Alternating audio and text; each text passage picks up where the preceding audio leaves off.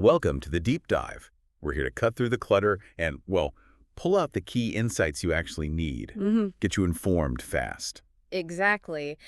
And today's mission is pretty fascinating. It actually comes from your own work, your thesis notes. That's right. We're exploring the link, maybe a surprising link, between Robert Greene's 48 Laws of Power and Wallace D. Wattles' The Science of Getting Rich. Yeah, it's an intersection I've been looking into. We've got the notes here.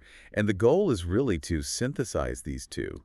Well, they seem quite different on the surface. We want to see how Wattles' abundance mindset can reframe Greene's ideas about power and getting ahead, especially thinking about your need for flexibility, openness to opportunity, and definitely avoiding that feeling of information overload. Right. And what's really interesting, I think, is how this blend might lead to using Greene's laws in a more empowering way, maybe even a more, dare I say, expansive way. Expansive? How so? Well, shifting away from just pure strategy, which some people read as manipulation, Yeah, that's a common critique. towards something that actually emphasizes mutual growth, harmony even, in the long run. Okay, let's unpack that core idea then. Yeah. Your thesis, as I understand it, suggests Wattles' belief in infinite abundance, this idea that there's genuinely enough to go around. Yeah, that the universe isn't a zero-sum game. Right, that can be like a new foundation for understanding Greene's laws, like using the same tools but for a different, maybe better purpose. Precisely. Instead of seeing the laws as just tactics for a win-lose fight, the abundance view suggests you can apply these principles in ways that ultimately could benefit everyone involved. It's moving from fighting over slices of a limited pie to, well, figuring out how everyone can bake more pies together. Okay, this is where it gets really interesting. Let's take Law 18. Do not build fortresses to protect yourself. Isolation is dangerous. Greene's point is clear. Don't cut yourself off. Right.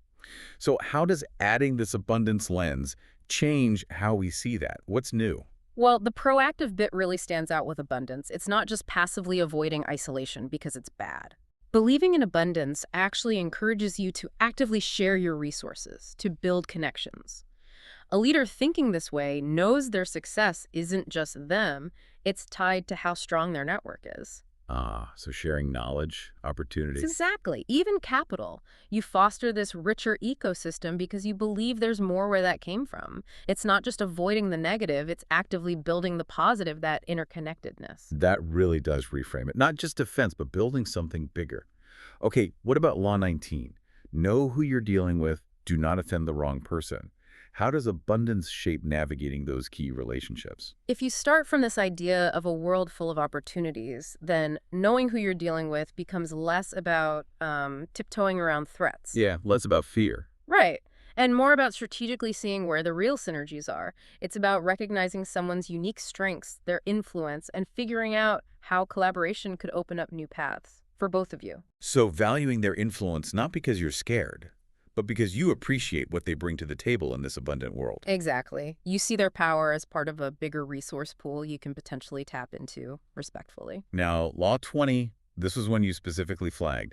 Do not commit to anyone. That sounds, well, a bit flaky on the surface. How does abundance change that? Yeah, it raises a really interesting question about commitment, doesn't it? An abundance mindset doesn't mean be unreliable. Not at all. Okay. It's more about keeping a certain strategic flexibility. Yeah. If you believe there are tons of possibilities out there, you recognize the best path might not be obvious right away. So by not locking yourself into exclusive commitments too early, you stay open. Open to potentially better, more fruitful opportunities that might pop up later. It's optionality, but driven by optimism, not mistrust. So keeping your options open because you trust more options will appear in this abundant landscape rather than just hedging your bets defensively. Okay, let's look at Law 21. Play a sucker to catch a sucker. Seem dumber than your mark. That one definitely feels manipulative. It does, yeah. So one of the ones people point to. How can abundance possibly alter that approach? Oh, this is where Wattles' Law of Abundance offers a really powerful counter-narrative. Instead of pretending to be ignorant to trick someone, Right. it encourages approaching things with genuine curiosity, a real willingness to learn. If you truly operate from a place of there's enough for everyone, the need to outsmart or deceive someone, it diminishes. So seeming dumber becomes... It becomes about fostering open communication, maybe creating a space where real insights, new ideas can come out because you're collaborating, not trying to exploit someone's blind spot. That's a huge shift. From individual gain through trickery to maybe collective growth through genuine talk. Okay, Law 22. Use the surrender tactic. Transform weakness into power. How does plenty affect how we view surrender? It's fascinating, actually. Believing in abundance totally changes what yielding means. If you're confident that opportunities, resources, they're plentiful, Yeah. then strategically surrendering on one specific point isn't defeat. It's more like a calculated step back to get a better position later on. A tactical retreat, almost. Kind of. Knowing there's always more to gain lets you compromise, make concessions without feeling like you've lost something essential. Often, that builds trust, strengthens the relationship, and leads to, well, more abundant results for everyone in the end. It's a move from strength, really. Optimism. Right, not admitting defeat, but repositioning within a field you see as rich with other options. Right. Yeah, okay. Law 23. Concentrate your forces. Seems practical. How does abundance make this more effective? Well, the abundance mindset just amplifies the power of focus. If you believe you have access to plenty of resources, your time, energy, skills, your network support, you actually become more selective about where you point them. Instead of scattering your energy, driven by FOMO fear of missing out on limited chances. Right, the scarcity mindset. Exactly. You can confidently zero in on the things with the highest potential for real growth, real impact. You feel secure that your basic needs are covered and, other opportunities will keep showing up. So laser focus comes from confidence, not fear. Confidence that you won't be left out elsewhere. Okay, Law 24. Play the perfect courtier. Green talks about navigating social hierarchies. Yeah. How does abundance reshape that courtly dance?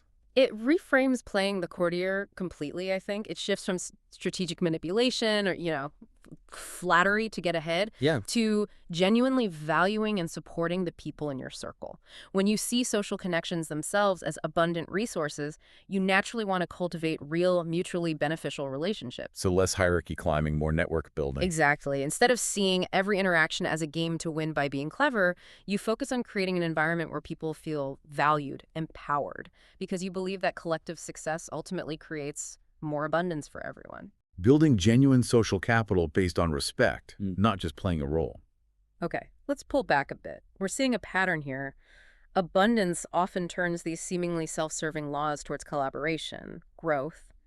Can you give us a sense of how this plays out more broadly, maybe grouping some other laws? Absolutely. Sure. You see this shift from scarcity to abundance thinking running through so many of them.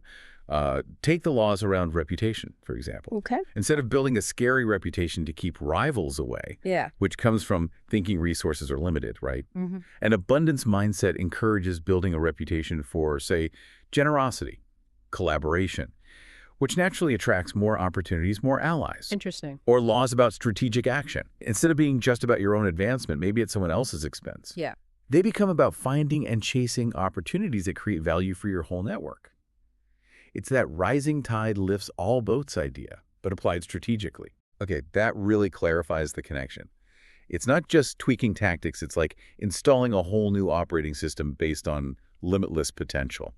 So what are the maybe core principles that emerge when we blend green and wattles like this? Yeah, a few key things really stand out. First, definitely that shift from a defensive, scarcity-driven way of thinking to a proactive, abundance-focused one. That's huge. Right.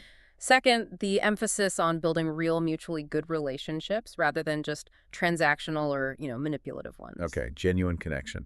Third, focusing on long-term, sustainable growth instead of just short-term wins that might burn bridges. Sustainability. Makes sense. And finally, maybe underlying it all is this deep belief in your own value and in the, limitless possibilities out there. That belief fuels how you act and how you interact.